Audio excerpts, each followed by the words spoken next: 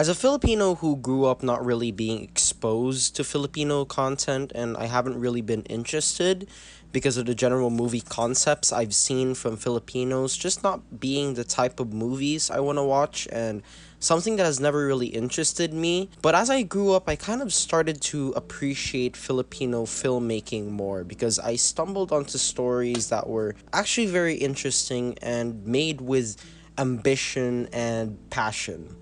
With the Metro Manila Film Festival being released on Christmas Day, I, who wanted to appreciate more Filipino stories being put into film, wanted to watch some things during this film festival with my family. And the one that really stood out to me was a movie called Mallari.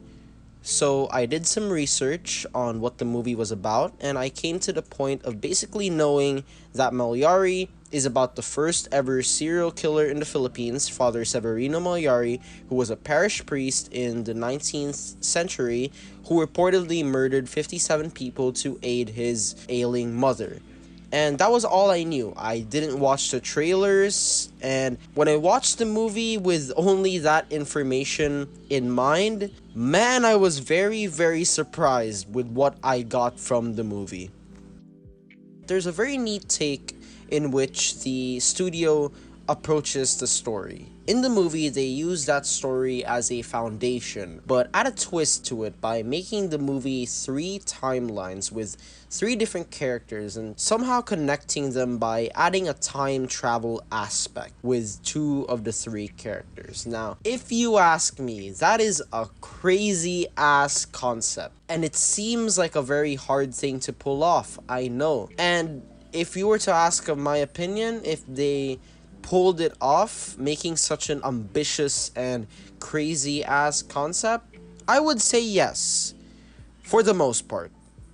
Let's start with the performances. A lot of credit has been given to Piolo Pascual, and critics are saying it's his career best performance, and to be honest, I do not dispute those claims. For context, Pascual really does something special here because he's playing three different characters at the same time who live in different periods in time, and as challenging as it is to make each character distinct and unique when all three characters pretty much look the same with very minimal physical details, Piolo excels at making each character distinct, and it's a really special and unique performance, which he makes each character unique from one another. He was great, but I think the performance that really impressed me and kind of stuck with me throughout the movie was JC Santos in his supporting performance. He was that good when he wasn't on the screen. I wanted to see more of him. It's that type of performance where he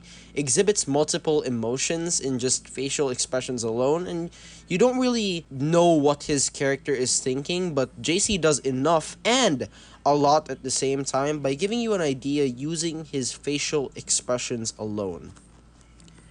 One thing I praise this movie so highly for is its ambition in telling such a crazy and insane concept. And to be honest, this could have been something as simple as a biopic about the first ever serial killer, and I still would have seen the movie because that's the information I got from Mallari in the first place. But the idea of twisting this story and giving it a fictional aspect was a very risky move, and I have to condemn them for having the guts of taking the choice to make this as ambitious and as crazy of a time traveling story, because if anything, it gained the movie 2 to 3 whole points just because of how unique and interesting the concept was to me.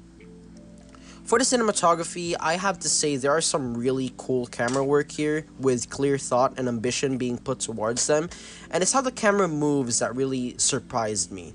There's some scenes here that I wouldn't have worked if it were not for the fast-paced and energetic camera movement. It kind of reminded me of the possessing scenes in Talk to Me by the way the camera view switches whenever someone would get possessed by the hand.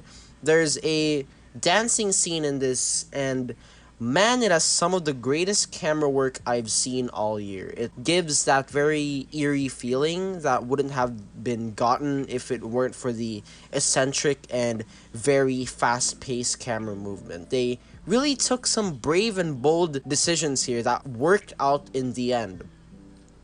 I also thought the time traveling aspect of the movie, which was the main factor that stood out from the original serial killer story, was done fairly well for the most part. It didn't feel messy whenever they were time traveling, and at the same time, it made sense to the viewer. If you were confused by a certain aspect of it, it answers every question you might be asking later towards the movie. And although not everything is given to you right away, the movie slowly feeds you on how this story of these three different timelines actually connect. And it connects everything in a very smooth and not messy way. Now, that's unfortunately where the good stuff of this movie ends. Now, although I praise Piolo Pascual and JC Santos and all the love they're receiving is well deserved, I thought everyone else was just fine. They felt like they could have been recast by anyone, and they don't really bring anything special to their roles. I mean, they were believable enough, but you didn't really see them for their characters, but more of just the actors giving decent and believable performances. And going back to the insane time traveling concept, although I praise it for the most part, I think it has some problems that are very glaring in certain points of the story. For starters, the way the time traveling starts in the first place is kind of explained in a very stupid way. Basically, the way they explain the time traveling without giving any spoilers is those type of responses where someone asks, how does this work? And the other character just kind of answers it by saying, oh, because that's just how it works. And no other character really even bothers to challenge that idea. When you make a bold choice of making the story as crazy as it is, I assume you follow it up with a very creative explanation on why the time traveling starts in the first place. Now, going back to the cinematography as well, I think it's great for the most part. I think every shot is articulated very well, but I think it suffers the most, not with the camera work, but with the editing. You see, sometimes the movie either cuts too early or cuts too late. Some of the decisions on when to cut are so jarring at points, and these are some very creepy shots here and there, and they just kind of cut right away. The movie doesn't give you the time to absorb the nervousness and the unnerving feeling of the shot, and you don't really get to feel immersed in that creepy atmosphere being given by the impressive camera work.